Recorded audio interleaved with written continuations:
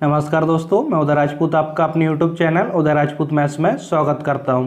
हम profit loss के बारे में पढ़ रहे थे। प्रॉफिट लॉस का हमारा पार्ट 3 है। यदि आपने इससे पहले पार्ट 1 और पार्ट 2 नहीं देखे हैं तो आप प्ले लिस्ट में जाकर जेल प्रैरी मैथ्स करके फोल्डर मिल जाएगा, वहाँ से आप प्रॉफिट लॉस का पार्ट 1 और पार्ट 2 जरूर देख लें। आपको नीचे डिस्क्रिप्शन बॉक्स में लिंक भी मिल जाएगी, आप चाहें तो वहाँ से भी देख सकते हैं। और देखिए, इससे पहले मैं नंबर सिस्टम और परसेंटेज वाला topic MP police constable 2020 maths करके जो प्लेलिस्ट बनी है वहाँ पर पढ़ा चुका हूँ। वो भी अभी पढ़ाए हैं, वो भी एपम के एग्ज़ाम है। तो आपने नंबर सिस्टम और परसेंटेज टॉपिक नहीं पढ़े हैं तो आप वहाँ से उन दोनों चैप्टरों को पढ़ लीजिए। नीचे आपको डिस्क्रिप्शन बॉक्स में लिंक भी दे दूँगा। नंबर सिस्टम और परसेंटेज दोनों चैप्टर आप वहाँ से पढ़ लें। इसके बाद देखिए, हम प्रॉफिट लॉस पढ़ रहे हैं। देखिए, आप चैप्टर कौन कौन से एक साथ पढ़ेंगे मैं आपके लिए बता देता हूँ। नंबर सिस्टम को आप सेपरेट पढ़ सकते हैं, उससे किसी को चैप्टर का हम डायरेक्ट इस प्रकार से कोई संबंध नहीं होता। बाकी थोड़ा बहुत होता है तो वो आपके लिए बता दूंगा कहाँ पर होता है, लेकिन आप नंबर सिस्टम को सेपरेट पढ़ सकते हैं। इसके बाद देखिए, नंबर सिस्टम के बाद मैंने परसेंटेज पढ़ाया है, जो कि एमपी पुलिस के लिए पढ़ा रहा था, लेकिन जेल प्रहरी की भर्ती आ गई है तो मैं अब इसके लिए यहाँ पे मैथ्स पढ़ाना प्रारंभ कर दिया है। तो नंबर सिस्टम और परसेंटेज दो टॉपिक मैंने वहाँ पे पढ़ा दिए हैं। तो नंबर सिस्टम को पढ़ लीजिए आप, इसके बाद आप परसेंटेज टॉपिक को पढ़ लीजिए। परसेंटेज के बाद आप प्रॉफिट लॉस को पढ़ लीजिए। इसके बाद हम डिस्काउंट वाले चैप्टर के बारे में पढ़ेंगे। देखिए, अब परसेंटेज, प्रॉफिट लॉस और डिस्काउंट तीनों चैप्टरों को एक साथ पढ़िए, क्योंकि तीनों चैप्टर आपस में एक दूसरे से ज़्यादा रिलेवेंट है। इसलिए आप तीनों चैप्टरों को एक साथ पढ़ लीजिए ताकि आपके कॉन्सेप्ट और अच्छे से क्लियर हो जाए। नंबर सिस्टम को आप सेपरेट पहले या बाद में पढ़ सकते हैं। बाकी और कई सारे चैप्टर हैं जिनको हम आगे पीछे करके पढ़ सकते हैं, लेकिन जिन चैप्टरों को आपको एक साथ पढ़ना है वो चैप्टर मैं आपके लिए यहाँ पे एक साथ पढ़ा दूंगा। अब देखिए, हम यहाँ पे प्रॉफिट लॉस पढ़ रहे हैं। इसके बाद हम नेक्स्ट चैप्टर कौन सा पढ़ेंगे, डिस्काउंट वाला चैप्टर के बारे में पढ़ेंगे। तो चलिए हम आज की क्लास शुरू करते हैं। बाकी आपके लिए अच्छे समझ में आ गया होगा आपको कहाँ से कौन सा चैप्टर पढ़ना है। सिर्फ 2 चैप्टर हैं जो मैंने पहले पढ़ा चुका हूँ, नंबर सिस्टम और परसेंटेज। सिर्फ 2 चैप्टर आप वहाँ से पढ़ लीजिए। बाकी सारे चैप्टर जितने भी बचे हुए हैं वो मैं आपके लिए यहाँ पे अच्छे से पढ़ा दूंगा। अब चलिए हम यहाँ पे क्वेश्चन सॉल्व करते हैं। हमारा प्रॉफिट लॉस का पार्ट 3 है। आज जो भी क्वेश्चन सॉल्व करेंगे काफ़ी आईएमपी यानी कि मोस्ट आईएमपी क्वेश्चन है, तो अब वीडियो को लास्ट तक जरूर बने रहिए। आपके लिए काफ़ी कुछ यहाँ पे सीखने को मिलेगा और काफ़ी कुछ नया मिलेगा, जो कि यूट्यूब पर आपके लिए इस प्रकार से फ्री कंटेंट कोई प्रोवाइड नहीं कराता। हो सकता है पेड कोर्स में इस तरह के क्वेश्चन आपके लिए सॉल्व कराते हो, लेकिन फ्री कोर्स में तो यूट्यूब पर आपको इस तरह के क्वेश्चन कोई भी सॉल्व नहीं कराएगा।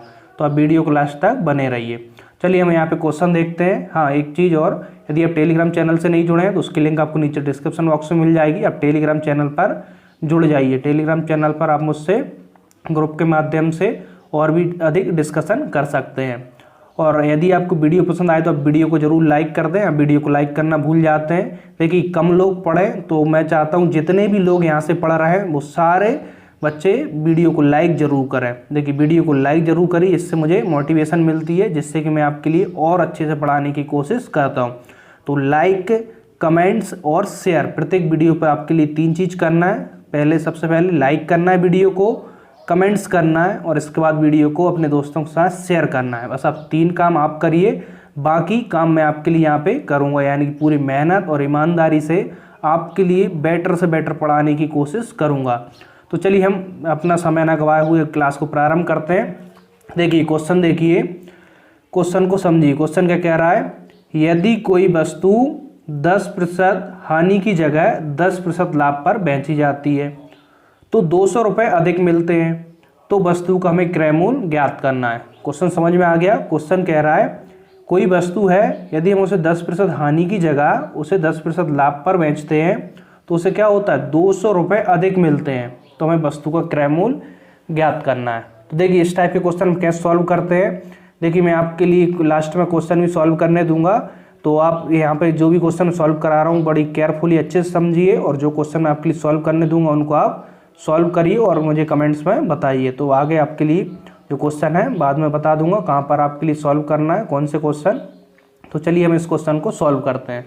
हमें इसमें दिया है 10% हानि की 10% यदि लाभ पर बेची जाती कोई वस्तु तो उसे 200 रुपये अधिक मिलते हैं। हमें वस्तु का क्रय मूल्य निकालना है, तो हम मान के चलते हैं वस्तु का क्रय मूल्य कितना है, x रुपये। अब देखिए, x रुपये की कोई वस्तु है जिसका क्रय मूल्य कितना है, x रुपये।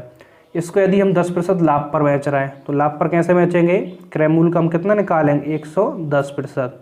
क्यों निकालेंगे, पहले वाली क्लास में बता चुका हूँ कि देखिए हम विक्रय मूल्य कैसे निकालते हैं। देखिए विक्रय मूल्य निकालना है यानी कितने में बेचना है, बेचना है यानी क्या होता है विक्रय मूल्य। तो क्रय मूल्य यहाँ पे लिखेंगे इनटू यहाँ पे कितना लाभ हो रहा है 10%। 100 में 10 जोड़ेंगे कितना आएगा 110/100। अब आप अच्छे से सीख गए होंगे इस कॉन्सेप्ट को। देखिए 10% लाभ पर बेचता है यानी 10% लाभ पर बेचेगा तो विक्रय मूल्य इतना होगा, और 10% हानि पर बेचेगा तो कितना होगा विक्रय मूल्य, क्रय मूल्य x 10% हानि यानी कि 100 माइनस 10 कितना आएगा 90/100, 90/100। तो देखिए यहाँ पे 10% लाभ पर विक्रय मूल्य इतना और 10% हानि पर विक्रय मूल्य इतना। तो क्वेश्चन कह रहा है, क्वेश्चन को ध्यान से समझिए कि 10% लाभ पर बेची जाती है 10% हानि की अपेक्षा, तो उसे क्या होता है 200 रुपये अधिक मिलते हैं। यानी 10% लाभ पर बेचने पर उसे क्या मिलते हैं 200 रुपये अधिक, यानी ये विक्रय मूल्य अधिक होगा। कितना अधिक होगा 200 रुपये अधिक होगा। समझ में आ गया क्वेश्चन। बस यदि ये इतना समझ में आ गया तो हमारा क्वेश्चन सॉल्व हो गया। इससे आगे हमें कुछ नहीं करना है, इसका कैलकुलेशन करना है। देखिए एक्स को हमने क्या माना है यहाँ पे क्रय मूल्य माना है, बस इतना याद रखिए। बाकी एक्स की वैल्यू जो आएगी वो हमारा क्या आएगा क्रय मूल्य आएगा। अब देखिए इसको सॉल्व करते हैं, 100 है नीचे, तो इसको अभी कैंसिल मत कीजिए, तो हमारी कैलकुलेशन थोड़ी सी ईजी हो जाएगी। जब भी नीचे इस प्रकार से आपको 100 मिले तो आपको उसको कैंसिल मत कीजिए, लास्ट में कैंसिल करने की कोशिश कीजिए, जिससे क्या होता है हमारी कैलकुलेशन थोड़ी सी ईजी हो जाती है। अब देखिए एलसीएम 100 आ गया, तो यहाँ पे देखिए कितना बचेगा 110x, 100 से 100 तो कैंसिल हो जाएंगे, और यहाँ पे कितना बचेगा, यहाँ भी 100 से 100 कैंसिल 90x। तो यहाँ पे एक ही स्टेप में लिख रहा हूँ, 110x से 90x माइनस होंगे, कितना बचेगा यहाँ पे 20x। समझ में आ गया। इसके बाद 200, यहाँ से 20x बराबर कितना आएगा, देखिए यहाँ से 200 × 100। समझ में आ गया। इसके बाद हमें x की वैल्यू चाहिए, तो हम x की वैल्यू कैसे निकालेंगे, देखिए यहाँ पे लिख देता हूँ x बराबर 20 इंटू है तो कहाँ पे जाएंगे यहाँ पे डिवाइड में, तो 200 × 100/20। तो 20 से इसको कैंसिल करी, 20 से कम 20 10, 10 × 100, तो x बराबर कितना आ जाएगा यहाँ पे 1000 रुपये। x क्या माना था हमने, क्रय मूल्य माना था वस्तु का, तो कितना मिल गया हमें 1000 रुपये मिल गया। देखिए बस आपको एक स्टेप समझना है और आपके ऊपर है फिर आप इसकी कैलकुलेशन कितने फास्ट करते हैं। देखिए बस इतना समझने वाला है आपके लिए, बाकी तो कैलकुलेशन है। ठीक है, तो यहाँ पे आंसर कितना आ गया हमारा 1000 रुपये। तो ऑप्शन देख लीजिए, ऑप्शन बी यहाँ पे हमारा राइट आंसर होगा। देखिए अब इस क्वेश्चन की या इस टाइप के जो भी क्वेश्चन है, ये हम आगे भी जो क्वेश्चन सॉल्व करेंगे, आप सभी क्वेश्चनों की अच्छे से प्रैक्टिस कर लोगे तो आपसे बहुत ही जल्दी एग्जाम में सॉल्व हो जाएंगे, बहुत ही जल्दी, यानी कि सेकंडों में आंसर आपके आएंगे। तो आप जो भी क्वेश्चन सॉल्व करा रहे हो इनकी घर पर भी एक बार अच्छे से प्रैक्टिस जरूर करिए। अब चलिए इसके बाद नेक्स्ट क्वेश्चन देखते हैं। क्वेश्चन क्या कह रहा है, यदि 16 वस्तुओं का क्रय मूल्य 12 वस्तुओं के विक्रय मूल्य के बराबर हो तो प्रतिशत लाभ हमें ज्ञात करना है। क्वेश्चन को ध्यान से समझिए, काफ़ी आईएमपी क्वेश्चन है और कई बार एग्जाम में पूछा गया है। हो सकता है कि जेल प्रहरी के एग्जाम में या फिर कोई एमपीएसआई या फिर कांस्टेबल का एग्जाम भी आगे आप दो तो उसमें भी इस तरह का क्वेश्चन पूछा जाए। व्यापम में इस तरह के क्वेश्चन जरूर पूछा जाता है। तो देखिए यहाँ पे क्वेश्चन को समझिए। क्वेश्चन कह रहा है यदि 16 वस्तुओं का क्रय मूल्य कितना है 12 वस्तुओं के विक्रय मूल्य के बराबर है, यानी 16 वस्तुओं को जितना क्रय मूल्य है उतना ही 12 वस्तुओं का क्या है विक्रय मूल्य है। तो हमें यहाँ पे प्रतिशत लाभ बताना है। अब देखिए हम मान के चलते हैं 16 वस्तुओं का क्रय मूल्य, क्या मान के चलते हैं हम 16 वस्तुओं का क्रय मूल्य कितना है, हम मान के चलते हैं 1 रुपये है। इतना समझ में आ गया। हमने मान लिया 16 वस्तुओं का क्रय मूल्य कितना 1 रुपये, हमने मन से मान लिया। देखिए जितना 16 वस्तुओं का क्रय मूल्य होगा उतना ही तो 12 वस्तुओं का विक्रय मूल्य होगा। तो 12 वस्तुओं का विक्रय मूल्य कितना होगा, 12 वस्तुओं का विक्रय मूल्य भी कितना होगा 1 रुपये होगा। क्वेश्चन में ही तो कह रहा है कि 16 वस्तुओं का जितना क्रय मूल्य है उतना ही 12 वस्तुओं का विक्रय मूल्य है। इतना समझ में आ गया। अब देखिए यहाँ से हम एक वस्तु का क्रय मूल्य निकालेंगे और यहाँ से एक वस्तु का विक्रय मूल्य निकालेंगे। तो एक वस्तु का क्रय मूल्य कितना होगा 16 वस्तुओं का क्रय मूल्य 1 रुपये, तो एक वस्तु का क्रय मूल्य और कम होगा तो 16 से इसमें भाग लग जाएगा, यानी कि 1/16 एक वस्तु का क्रय मूल्य होगा। इसी प्रकार यहाँ से एक वस्तु का विक्रय मूल्य निकालेंगे, 12 वस्तु का विक्रय मूल्य 1 रुपये, तो एक वस्तु का विक्रय मूल्य 1/12 रुपये। इतना समझ में आ गया। एक वस्तु का यहाँ से क्रय मूल्य निकालिए, एक वस्तु का विक्रय मूल्य। चूँकि हमें इसमें प्रतिशत लाभ ज्ञात करना है, तो देखिए एक वस्तु का क्रय मूल्य इतना है और एक वस्तु का विक्रय मूल्य इतना है। अब आप बता पाएंगे इसमें लाभ हो रहा है या हानि। क्वेश्चन में वैसे ऑलरेडी लिख के दे दिए कि हमें प्रतिशत लाभ निकालना है, यानी कि इसमें लाभ ही हो रहा होगा। देखिए नीचे अधिक संख्या है और यहाँ पे नीचे कम संख्या है, तो नीचे अधिक संख्या होगी तो ऊपर कैसे आएगी, इसका मान कम आएगा, यानी क्रय मूल्य कैसा है, कम है। और यहाँ पे कैसी कम संख्या है नीचे, तो ऊपर क्या आएगा, यहाँ पे विक्रय मूल्य अधिक आएगा। यानी कि क्वेश्चन में वैसे भी कह रहा है कि प्रतिशत लाभ होगा, यानी कि विक्रय मूल्य कैसा होगा, अधिक होगा। तो विक्रय मूल्य से हम क्या करेंगे, क्रय मूल्य को माइनस करेंगे तो हमें लाभ मिल जाएगा जितना लाभ यहाँ पे हो रहा है। तो लाभ सबसे पहले लाभ निकालेंगे, उसके बाद लाभ प्रतिशत निकालेंगे। तो यहाँ पे देखिए विक्रय मूल्य 1/12, क्रय मूल्य 1/16। तो इसको सॉल्व करेंगे, 12 और 16 का हम सबसे पहले क्या निकालेंगे, एलसीएम। तो इस प्रकार से आप एलसीएम निकाल लीजिए, 12 और 16, 4 से 4 दिए 12, 4 चौके 16, 3 और 4 से और जाएगा 3 और 4 से जाएगा, तो 4 दिए 12, 12 24, 12 चौक 48। तो एलसीएम कितना जाएगा 12 और 16 का, 48 आ जाएगा।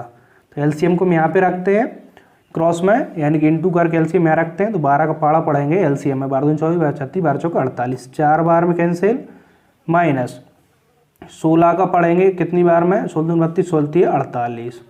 तो यहाँ से कितना मिल जाएगा, 4 माइनस 3, 1/48 रुपये, यानी कि उसे लाभ कितना हो रहा है, 1/48 रुपये लाभ हो रहा है। अब हमें प्रतिशत लाभ निकालना है, तो हम पहले वाले इसकी क्लास में भी देख चुके हैं कि लाभ प्रतिशत कैसे निकालते हैं, तो आप फिर से देख लीजिए। तो लाभ प्रतिशत, तो ये लाभ प्रतिशत के लिए क्या करते हैं, लाभ लिखते हैं ऊपर, 1/48 रुपये लाभ है, बटे में क्या लिखते हैं, क्रय मूल्य। तो क्रय मूल्य देखिए 1/16 है, और इंटू में 100, प्रतिशत निकालते हैं तो इंटू में 100 लिखते हैं। अब देखिए बटे के बटे में संख्या तो क्या करती है, पलटी मार जाती है। तो यहाँ पे 1/48 इंटू 16/1 हो जाएगा, पलटी मार जाएगी संख्या, इंटू 100। तो यहाँ पे देखिए 16 एकम 16, 16 32, 16 48, 16 चौक देखिए 16 3 48, 16 से 3 बार 48 कैंसिल, ऊपर कितना बचा, 100/3, 100/3 प्रतिशत, यानी कि हमारा लाभ प्रतिशत कितना आएगा, 100/3 प्रतिशत। तो देख लीजिए ऑप्शन में, ऑप्शन सी यहाँ पे हमारा राइट आंसर होगा। क्वेश्चन अच्छे से समझ में आ गया। देखिए आप इसको अच्छे से समझिए और फिर इसको सॉल्व करिए, फिर आप अपने आप से देखिए कितने जल्दी सॉल्व होता है। यदि मैं इस क्वेश्चन को सॉल्व करूं तो मिनिमम 10 सेकंड में इसको इजीली सॉल्व कर लूँगा। तो हो सकता है आपसे अभी 10 सेकंड में सॉल्व ना हो, लेकिन आप प्रैक्टिस कर लेंगे तो 10 से 20 सेकंड में इजीली आपसे ये क्वेश्चन सॉल्व होने लगेगा। काफ़ी आईएमपी क्वेश्चन है। चलिए हम और नेक्स्ट टाइप के क्वेश्चन सॉल्व करते हैं।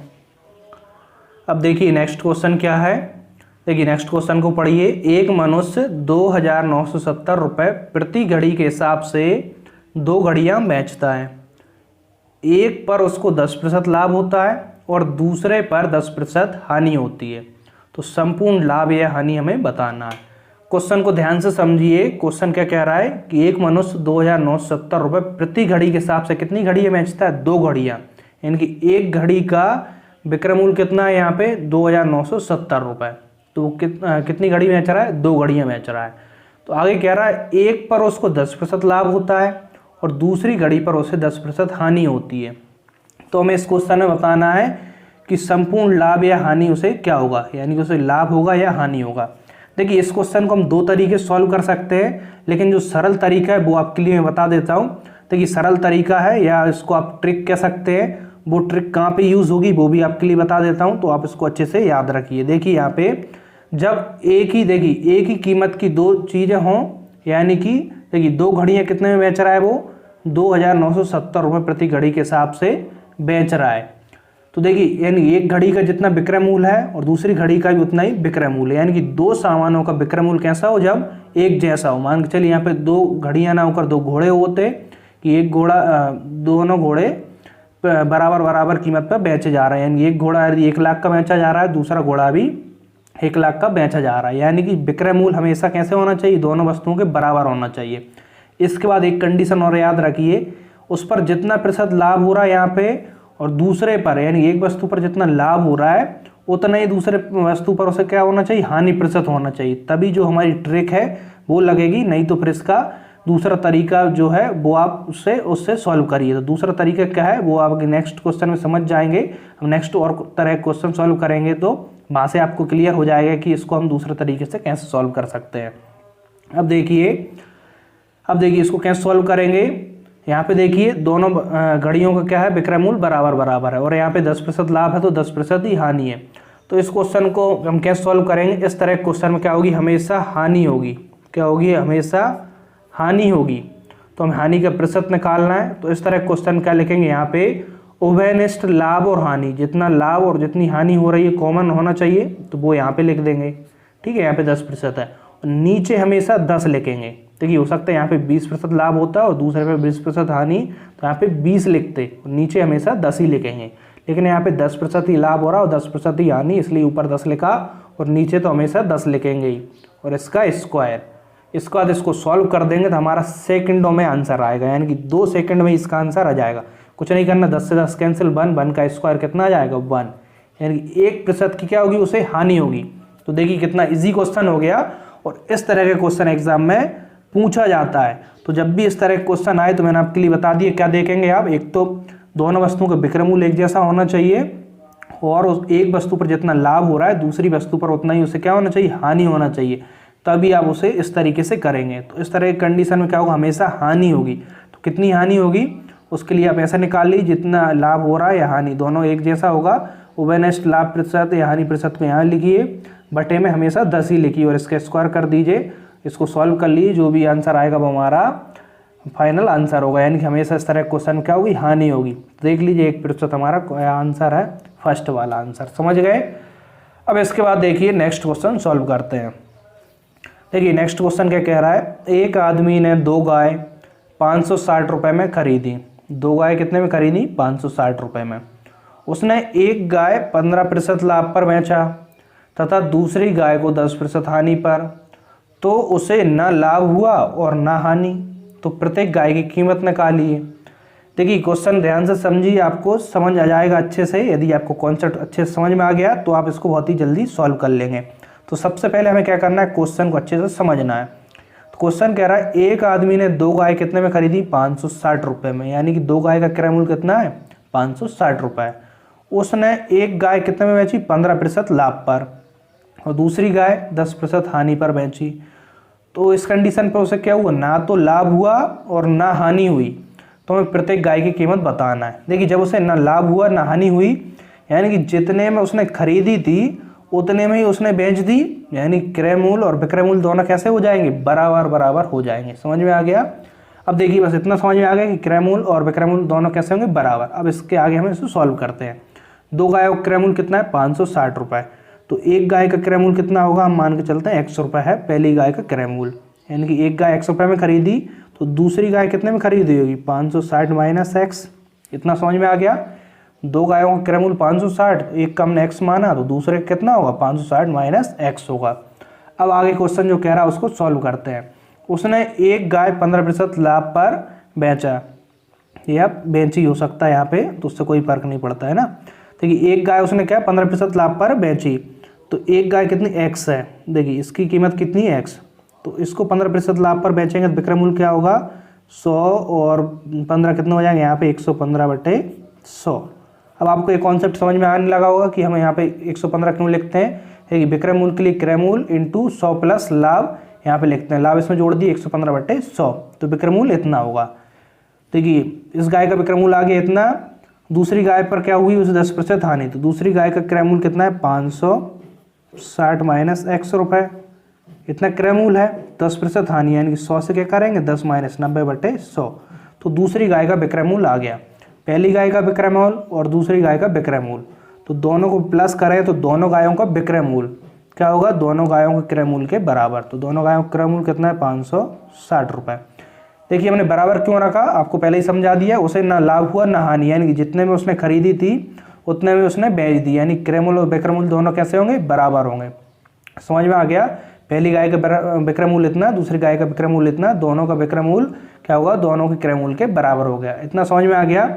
अब इसके बाद देखिए इसको हमें कैलकुलेट करना है, तो कैलकुलेट कैसे करेंगे, जब भी नीचे 100 हो कोशिश करिए आप इसको यहाँ पे कैंसिल ना करें, लास्ट में कैंसिल करें, जिससे कि कैलकुलेशन थोड़ी सी ईजी हो जाती है। यहाँ पे इसको कैंसिल ना करें तो हम नीचे क्या लिखेंगे, यहाँ पे 100 यहाँ से एलसीएम में जाएगा, तो ऊपर कितना बचेगा यहाँ पे 115x प्लस, अब देखिए यहाँ से 100 कॉमन ले लिया हमने, तो 90 का अंदर मल्टीप्लाई कर दें, तो 90 का 560 में करेंगे तो यहाँ पे 1 0 है और 1 0 ऑलरेडी, यानी 2 0 तो ऑलरेडी आएंगी। 9 से मल्टीप्लाई करते हैं, देखिए 9 5 45, 9 6 54, 54 की 4 हासिल आई 5, तो 9 5 45 और 5 कितने होंगे 50। तो 9 से हमने 560 में मल्टीप्लाई कर दी, इतना आ गया माइनस कितना होगा 90x। ठीक है, इतना क्लियर है। देखिए 90x, देखिए इसके बाद ठीक है हम 100 इन दोनों का एलसीएम लेके यहाँ पे लिख दिया था, तो एलसीएम से एलसीएम कैंसिल होगा, कितना आ गया 115x यहाँ पे प्लस एलसीएम से एलसीएम ऑलरेडी कैंसिल हो जाएगा, तो 90 से इसमें मल्टीप्लाई कर देंगे, यहाँ पे लिख देंगे बराबर कितना आएगा 560। अब नेक्स्ट स्टेप में हमें क्या करना है, अब देखिए 100 को अलग अलग लिख दें हम। देखिए इस प्रकार से लिख सकते हैं 100 को अलग अलग, यानी 115x अपॉन 100, बीच में प्लस है तो प्लस, संख्या कितनी है 50,400, इसके नीचे भी 100 लिख सकते हैं, माइनस 90x बटे नीचे कितना है 100। देखिए इसको हम यहाँ भी और सरल तरीके से इसको यहाँ भी माइनस कर सकते थे, 115x से 90x को यहीं पे माइनस कर दीजिए, कितना बचेगा 115 से 90 माइनस होंगे तो 10 5 25, यानी कि 25x यहाँ पे बचते। तो इसको हम डायरेक्ट इस प्रकार से लिख सकते थे 25x बटे 100 प्लस 50,400 बटे 100। तो कोई बात नहीं, हम नेक्स्ट स्टेप में सॉल्व कर लेंगे, बराबर कितना है यहाँ पे 560। तो आप जैसे भी कैलकुलेट करिए, आप अपने सुविधा के अनुसार कर लीजिए और आप प्रैक्टिस करिए कैलकुलेशन की। देखिए कैलकुलेशन काफ़ी मेन होती है, क्वेश्चन बस एक लाइन का होता है, बाकी कैलकुलेशन ही होती है। जितनी फास्ट कैलकुलेशन करेंगे उतना जल्दी आपका एग्जाम में आंसर आएगा। तो यहाँ पे देखिए 2 जीरो से 2 जीरो कैंसिल हो जाएंगी, तो यहाँ पे कितना बचेगा 504। क्लियर है। अब यहाँ पे देखिए 115x बटे 100 और यहाँ पे 90x बटे 100, तो इसका एलसीएम लेंगे 100। देखिए अब मैंने बता दिया, पहले भी इसको माइनस कर सकते हैं आप, लेकिन हम यहाँ पे बाद में कर रहे हैं, इससे कोई फर्क नहीं पड़ता है ना। 115x से 90x माइनस होंगे, कितना बचेगा यहाँ पे 25x। अब देखिए 504 है इस साइड प्लस के, उस साइड जाएंगे 560 से क्या होंगे माइनस होंगे। तो देखिए प्लस के उस साइड जाकर माइनस होंगे, 560 से 504 माइनस कीजिए तो कितने बचेंगे यहाँ पे 56 बचेंगे। क्लियर है इतना। तो यहाँ से हमें क्या निकालना है, x की वैल्यू निकालना है। तो x की वैल्यू निकालने क्या करें, देखिए 25 से कैंसिल कर देते हैं पहले, 25 से हम 25 25 चौके 100, 4 से 56 में मल्टीप्लाई कर दें तो x का मान मिल जाएगा। 4 से 100 मल्टीप्लाई करेंगे, 4 छिंग 24, हाथ से लाई 2, 4 5 20 और 2 कितने हो जाएंगे यहाँ पे 22, यानी x का मान हमें कितना मिल गया 224 रुपये। x क्या है, पहली गाय की कीमत है, यानी कि पहली गाय का क्रय मूल्य है। तो पहली गाय का क्रय मूल्य कितना होगा 224 रुपये। दूसरी गाय का 560 से 224 को माइनस कर दीजिए। देखिए 560 से 224 को माइनस करेंगे, कितना आएगा 10 से 4 जाएंगे 6 मिलेंगे, 5 से 2 जाएंगे 3 मिलेंगे और 5 से 2 जाएंगे 3। दूसरी गाय की कीमत कितनी होगी 336। पहली गाय की 224 और दूसरी गाय की 336 रुपये। समझ में आ गया। तो ऑप्शन देख लीजिए 324 और 336, सॉरी 224 और 336। तो ऑप्शन सी यहाँ पे हमारा राइट आंसर होगा। समझ में आ गया क्वेश्चन। चलिए इसके बाद हम नेक्स्ट क्वेश्चन सॉल्व करते हैं। यदि आपका कोई डाउट हो तो नीचे आप कमेंट्स बॉक्स में पूछ सकते हैं, मैं आपका रिप्लाई जरूर दूंगा। और आप वीडियो को देखिए लाइक करना बिल्कुल मत भूलिए, वीडियो को लाइक जरूर करिए। देखिए इस क्लास के बाद हमारा एक पार्ट और बचता है इस चैप्टर का, यानी कि एक क्लास में और हमारा प्रॉफिट लॉस वाला चैप्टर कंप्लीट हो जाएगा। इसके बाद हम नेक्स्ट चैप्टर कौन सा पढ़ेंगे, डिस्काउंट वाला चैप्टर पढ़ेंगे। तो चलिए इसके बाद हम नेक्स्ट क्वेश्चन सॉल्व करते हैं। अब देखिए नेक्स्ट क्वेश्चन क्या है। एक आदमी ने 2 वस्तुओं को 650 रुपये में खरीदा। 2 वस्तुओं का क्रय मूल्य कितना है यहाँ पे 650 रुपये। एक वस्तु को 5% लाभ पर तथा दूसरी वस्तु को 10% हानि पर बेचा, तो देखा कि दोनों वस्तुओं का विक्रय मूल्य बराबर हो जाता है।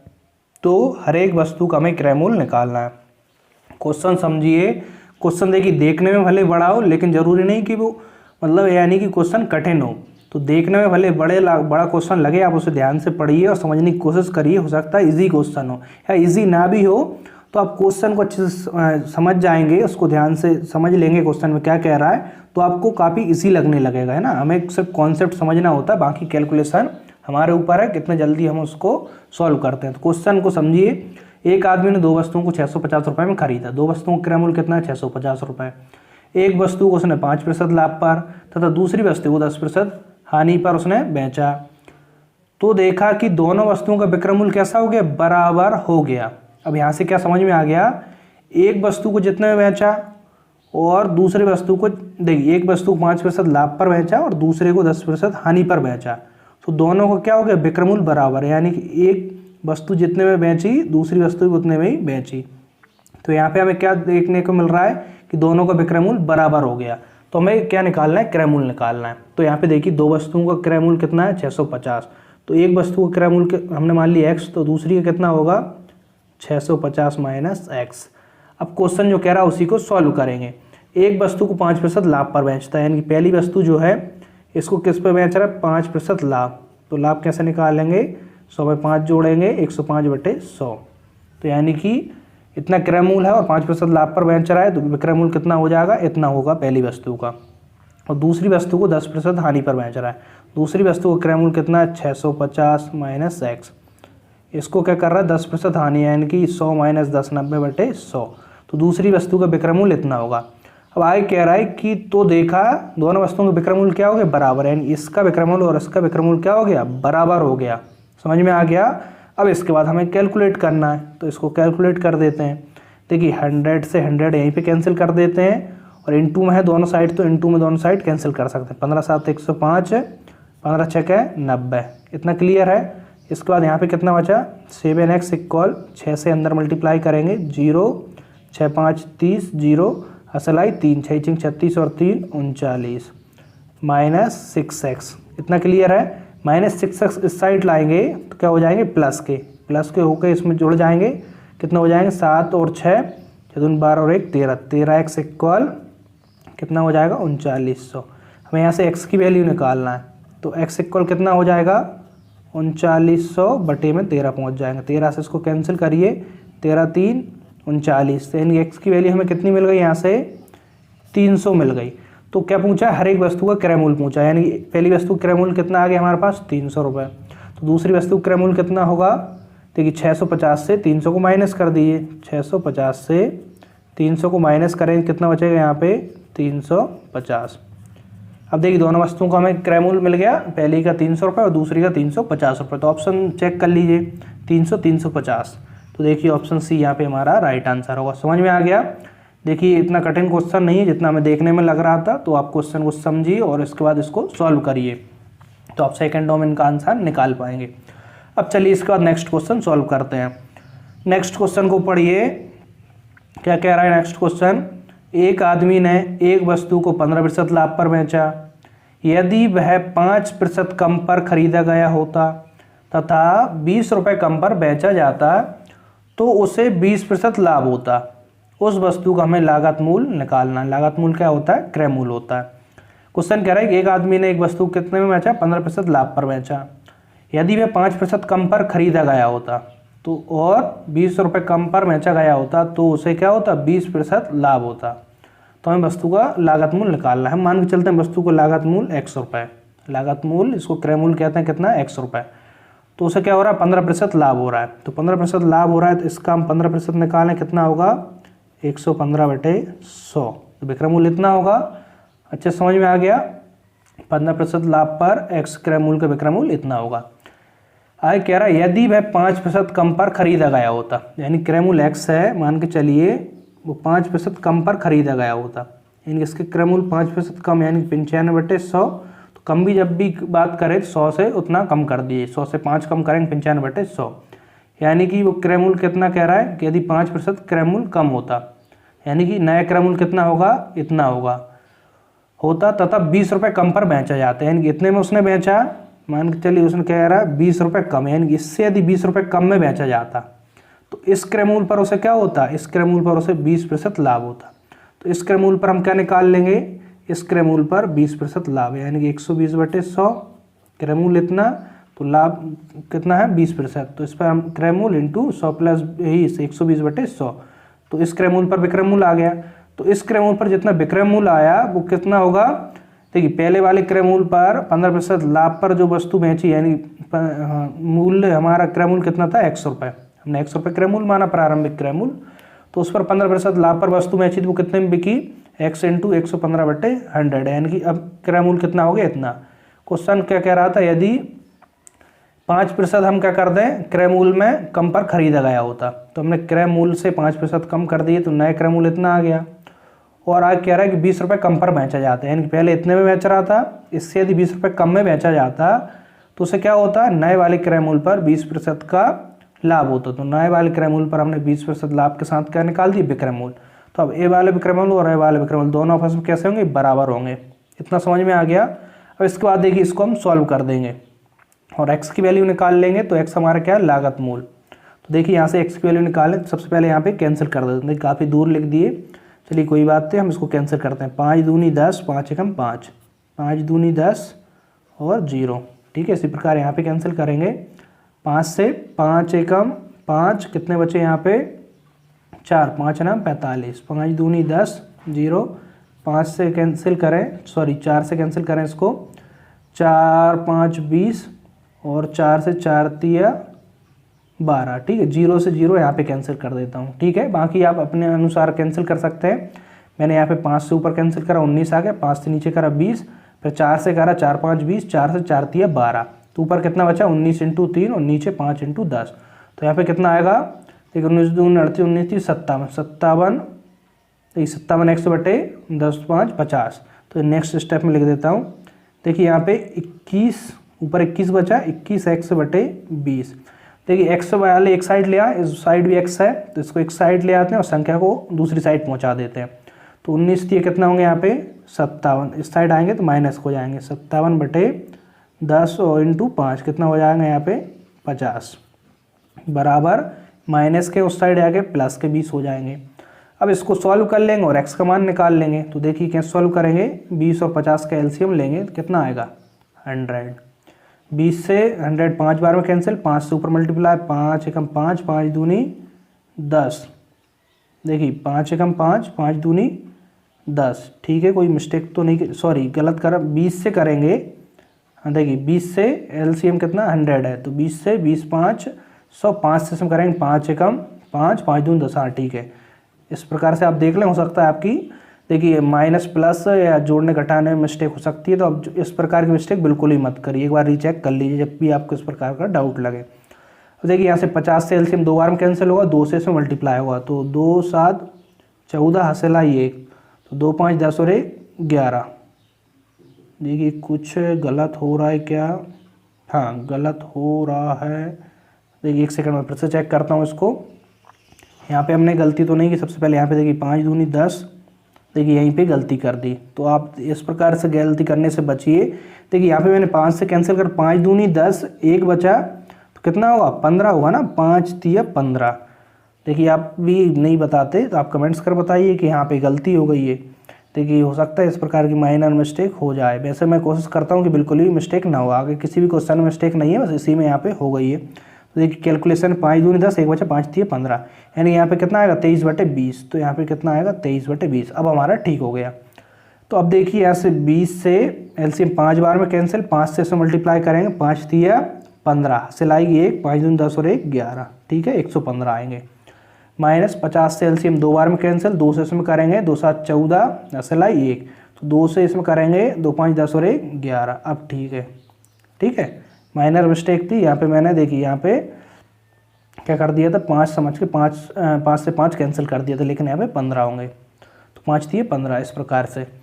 अब देखिए यहाँ पे 115 माइनस 114x, तो कितना बचेगा यहाँ पे x, देखिए इक्वल में क्या है, यहाँ पे इक्वल में 20 भी है। ठीक है, ऊपर कितना बचेगा x बटे 100 इक्वल 20, तो x का मान कितना आएगा 100 से इसमें मल्टीप्लाई कर दी, यानी कि 2 जीरो बढ़ जाएंगे, तो x का मान कितना आ गया 2000 रुपये। तो उस वस्तु को लागत मूल्य हमने क्या माना था 100 रुपये, तो x का मान आ गया 2000। 2000 देख लीजिए ऑप्शन कौन सा है, ऑप्शन डी है। तो देखिए सिंपल क्वेश्चन है, बस हमें पहला वाला स्टेप समझना है, यानी कि इसका मेन कॉन्सेप्ट क्या है, इसके बाद तो कैलकुलेशन है। चलिए इसके बाद हम और क्वेश्चन सॉल्व करते हैं, और आपको वीडियो के लास्ट में आपके लिए भी कुछ क्वेश्चन है सॉल्व करने के लिए। तो चलिए हम पहले क्वेश्चन सॉल्व कर लेते हैं, इसके बाद उनके बारे में डिस्कशन करेंगे। अब देखिए नेक्स्ट क्वेश्चन क्या है, नेक्स्ट क्वेश्चन को पढ़ते हैं हम। एक आदमी 1 रुपया में 3 की दर से कुछ नारंगियाँ खरीदा, यानी कि 1 रुपये में उसने कितनी 3 नारंगी खरीदी, 3 की दर से उसने नारंगी खरीदी, यानी कि 1 रुपये में उसने 3 नारंगी खरीदी। और उतनी ही नारंगी 1 रुपये में 2 की दर से खरीदी। क्वेश्चन कह रहा है कि उतनी नारंगी उसने 1 रुपये में कितनी 2 की दर से खरीदी। उसे 20% लाभ कमाने के लिए प्रति दर्जन नारंगी किस मूल्य पर बेचनी चाहिए, यानी कि प्रति दर्जन यानी कि 1 दर्जन में कितनी 12 नारंगी होती हैं। क्वेश्चन में कह रहा है यदि उसे 20% लाभ कमाना हो तो उसे 1 दर्जन नारंगी किस मूल्य पर बेचनी चाहिए। अब क्वेश्चन को हम सॉल्व करते हैं। क्वेश्चन कह रहा है एक आदमी 1 रुपये में 3 की दर से कुछ नारंगी खरीदता है, यानी कि क्वेश्चन में 3 नारंगियों का क्रय मूल्य कितना है, 3 नारंगियों का क्रय मूल्य, 3 नारंगियों का क्रय मूल्य कितना है, 1 रुपये है ना। वो 1 रुपये में 3 की दर से नारंगी खरीद रहा है, तो 3 नारंगियों का क्रय मूल्य कितना है, 1 रुपये। तो मैं यहाँ से एक नारंगी का क्रय मूल्य निकालेंगे। सबसे पहले एक नारंगी का क्रय मूल्य कितना होगा और कम होगा, कितना होगा, 1/3 रुपये।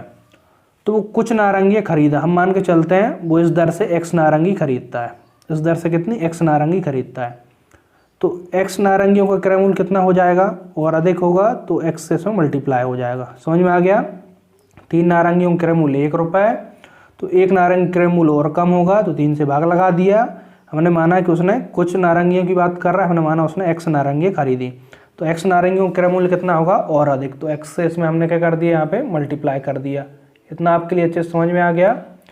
अब देखिए इसी प्रकार से आगे क्वेश्चन कह रहा है उतनी ही नारंगी 1 रुपये में 2 की दर से खरीदता है, यानी कि इसने x नारंगी कितनी, यहाँ पे देखिए उतनी ही नारंगी, यहाँ पे हमने माना x नारंगी खरीदी तो उतनी नारंगियों की बात यहाँ पे कर रहा है। तो उतनी नारंगी 1 रुपये में 2 की दर से खरीदता है, यानी कि यहाँ पे 2 नारंगियों का क्रय मूल्य कितना है, 1 रुपये।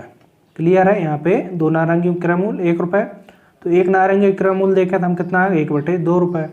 तो उसने कितनी नारंगी खरीदी, उतनी, यानी कि x नारंगी खरीदी, तो x नारंगियों का क्रय मूल्य कितना हो जाएगा और अधिक, तो x से इसमें मल्टीप्लाई कर देंगे। क्लियर है। अब देखिए क्वेश्चन में समझिए, उसने x नारंगी यहाँ पे खरीदी और x नारंगी यहाँ पे खरीदी, तो टोटल उसने नारंगी कितनी खरीद ली, 2x नारंगी खरीद ली। देखिए x नारंगियों का क्रय मूल्य आ गया 1/3x, और देखिए यहाँ पे जो खरीदी है वो वाली x नारंगियों का क्रय मूल्य 1/2x, तो टोटल 2x नारंगियों का क्रय मूल्य कितना होगा, इन दोनों को हमें जोड़ना पड़ेगा। टोटल क्रय मूल्य कितना होगा, तो 1/3x प्लस 1/2x, इनको प्लस करना पड़ेगा, तो एलसीएम कितना आएगा, 6 आएगा। तो 3 से 3 दूनी 6, 2x, 2 से 2 3 6, तो 3x, तो कितना आएगा यहाँ पे 3 2 5x/6 रुपये, यानी कि 2x नारंगियों का क्रय मूल्य कितना होगा, 5x/6 रुपये होगा। इतना क्लियर हो गया आपके लिए। अब क्वेश्चन की ओर आगे बढ़ते हैं। कह रहा है उसे 20% लाभ कमाने के लिए, वो कितना लाभ कमा रहा है, 20%, यानी कि इतना तो क्रय मूल्य है 2x नारंगियों का, इस पर क्या कमा रहा है, वो 20% लाभ कमा रहा है। तो हम 5x/6 पर 20% लाभ देखें तो कितना होगा विक्रय मूल्य, क्रय मूल्य इंटू क्या होगा 100 प्लस लाभ प्रतिशत, लाभ कितना 20, 120/100। क्लियर है। 0 से 0 कैंसिल, 6 से 2 बार में 12 कैंसिल, 5 से 2 बार में 10 कैंसिल, 2 से 2, यानी यहाँ पे कितना बचा, x रुपये, यानी कि 2x नारंगियों का विक्रय मूल्य कितना आ गया, ये क्या आया हमारे पास, विक्रय मूल्य आया। विक्रय मूल्य और क्रय मूल्य में आप अंतर करके चलिए, नहीं तो आपका आंसर गलत हो जाएगा। यहाँ पे क्या आया था हमारा, 2x नारंगियों का क्रय मूल्य कितना, 5x/6 रुपये इनका क्रय मूल्य है, और विक्रय मूल्य कितना है, x रुपये है। क्लियर है। इतना क्या यहाँ पे विक्रय मूल्य कितना है, यहाँ पे x रुपये। क्वेश्चन में कह रहा है कि देखिए क्वेश्चन में आगे कह रहा है 20% लाभ कमाने की प्रति दर्जन नारंगी किस मूल्य पर बेचनी चाहिए। इतना क्लियर है। यानी कि 2x नारंगियों का विक्रय मूल्य कितना है, x रुपये। 2x नारंगियों का विक्रय मूल्य x रुपये, तो एक नारंगियों का विक्रय मूल्य कितना होगा और कम होगा, तो 2x से भाग दे देंगे। कम निकालने के करते हैं, भाग देते हैं। 2x नारंगियों का विक्रय मूल्य x रुपये, तो एक नारंगियों का विक्रय मूल्य 2x से यहाँ पे भाग लग जाएगा। लेकिन हमें निकालना कितना, प्रति दर्जन नारंगी का मूल्य। प्रति दर्जन, एक दर्जन में कितनी होती है, 12 नारंगी, यानी 12 नारंगियों का विक्रय मूल्य कितना होगा, इसमें 12 से मल्टीप्लाई हो जाएगा। इतना समझ में आ गया। देखिए मेन कॉन्सेप्ट यही है, 2 नारंगियों का विक्रय मूल्य x रुपये, एक नारंगी को विक्रय मूल्य और कम हो जाएगा तो 2x से भाग लग जाएगा। लेकिन हमें प्रति दर्जन, यानी कि एक दर्जन में 12 नारंगी होती हैं, तो 12 नारंगियों को विक्रय मूल्य कितना होगा और अधिक, तो 12 से मल्टीप्लाई हो जाएगा। x कैंसिल, 2 से 12, 6 बार में कैंसिल, यानी कि 12 नारंगियों का विक्रय मूल्य कितना होगा, 6 रुपये होगा। तो क्वेश्चन पूछा प्रति नारंगी किस मूल्य पर बेचनी चाहिए, यानी कि 6 रुपये प्रति क्या होगा, यहाँ पे दर्जन आएगा, है ना, 6 रुपये प्रति दर्जन, या 6 रुपये में 12 नारंगी, दोनों बात एक ही है। तो आंसर देख लीजिए हमारा 6 रुपये प्रति दर्जन, ऑप्शन ए यहाँ पे हमारा राइट आंसर है। क्वेश्चन समझ में आ गया अच्छे से। चलिए इसके बाद एक क्वेश्चन और सॉल्व कराता हूँ आपके लिए, इसके बाद आपके लिए कुछ क्वेश्चन सॉल्व करने दूंगा, तो वो क्वेश्चन आप सॉल्व करेंगे। तो देखिए यहाँ पे नेक्स्ट क्वेश्चन क्या है, देखिए जो क्वेश्चन यहाँ पे है काफ़ी आईएमपी क्वेश्चन है और आप देखकर समझ जाएंगे कि आईएमपी क्यों है। और आप बहुत सारे पिछले एग्जाम देख सकते हैं उठाकर, जेल प्रहरी का हो या एमपीएसआई हो, कांस्टेबल हो या व्यापम की कोई और एग्जाम हो, इस तरह के क्वेश्चन कई सारे एग्जाम में बार बार पूछा गया है। तो क्वेश्चन को देखिए, ध्यान से समझिए और काफ़ी सरल तरीके से बताऊंगा। इसको भी हम दो तरीके से सॉल्व कर सकते हैं। देखिए एक ही क्वेश्चन को हम कई तरीके से सॉल्व कर सकते हैं, लेकिन मैं आपके लिए यहाँ पे वही तरीका बता रहा हूँ जो काफ़ी सरल हो और आपसे बन जाए और एग्जाम में आप कम से कम समय में सॉल्व कर पाएँ। बाकी देखिए आप एक ही क्वेश्चन हम कई तरीके से सॉल्व कर सकते हैं, तो आपको यहाँ पे ज़्यादा तरीके से सॉल्व करना इतना आवश्यक नहीं है। आप देखिए आपको ज़्यादा तरीके से सॉल्व करने आने से उससे फ़ायदा क्या है ना, आप तो सिर्फ एग्ज़ाम निकालना है और आपको एग्ज़ाम अच्छे मार्क्स से लाना है। तो जिस भी तरीके से सॉल्व करें बस आप एग्ज़ाम में अच्छे नंबर ला पाएँ, तो आप उसी तरीके से सॉल्व करिए जिससे आपका आंसर जल्दी आ जाए। तो देखिए हम वही तरीका यहाँ पे सॉल्व करते हैं। तो क्वेश्चन को पढ़ते हैं, पहले समझते हैं। एक निर्माता ने किसी वस्तु को 4% के लाभ पर किसी थोक विक्रेता को बेचा। तो ये निर्माता है, इसने कोई वस्तु को 4% लाभ पर किसी थोक विक्रेता को बेचा और उसी वस्तु को 5% लाभ पर उसने खुदरा विक्रेता को बेचा। अब क्या कह रहा है यहाँ पे, थोक विक्रेता जो है उसने क्या करा, उसे 5% लाभ पर उसे खुदरा विक्रेता को बेच दिया। और आगे क्वेश्चन कह रहा है यदि खुदरा विक्रेता ने वस्तु के लिए 273 रुपये का भुगतान किया हो तो निर्माता की लागत मूल्य ज्ञात कीजिए। हमें किसकी निकालना है यहाँ पे, निर्माता की लागत मूल्य। देखिए निर्माता की यहाँ पे लागत मूल्य मान के चलते हैं हम x रुपये। निर्माता की लागत मूल्य कितनी है, x रुपये। अब देखिए इसने क्या कमाया, इस पर 4% लाभ कमाया। तो सबसे पहले इसका हम क्या निकाल देंगे, विक्रय मूल्य। विक्रय मूल्य x है और 4% क्या कमा रहा है, वो लाभ कमा रहा है। तो विक्रय मूल्य कितना होगा, 104/100। इतना समझ में आ गया। निर्माता का विक्रय मूल्य कितना होगा, x पर हमने 4% लाभ के साथ विक्रय मूल्य निकाल दिया, x × 104/100। इतना आ गया विक्रय मूल्य।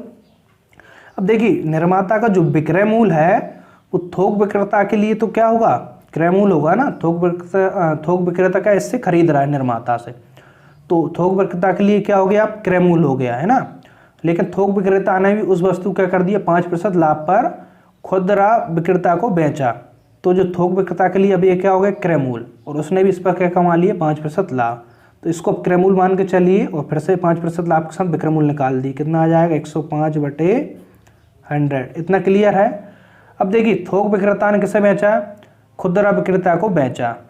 अब आगे कह रहा है यदि खुदरा विक्रेता ने वस्तु के लिए कितने 273 रुपये का भुगतान किया, यानी कि उसे देखिए इतने में बेची, यानी इतने में उसने खरीदी, तो इसका मूल्य किसके बराबर होना चाहिए, 273 के बराबर। क्यों, 273 रुपये उसने पेमेंट किया।